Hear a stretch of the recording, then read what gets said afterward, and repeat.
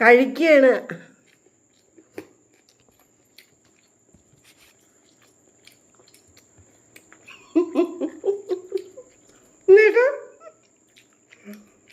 ബിരിയാണിയാണ്, ബിരിയാണി ചിക്കനും.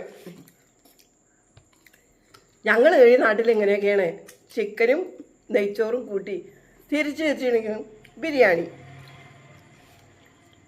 വൈകുന്നേരം ബിരിയാണി ആക്കാമെന്ന് കരുതി. അങ്ങനെ ബിരിയാണി ആക്കി. സലാഡുണ്ട്, അച്ചാറുണ്ട്.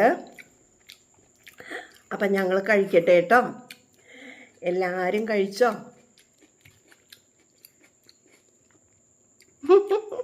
സൂപ്പർ ബിരിയാണി കേട്ടോ. ഞങ്ങൾ രണ്ടുപേരും കൂടി എല്ലാം ഉണ്ടാക്കുന്ന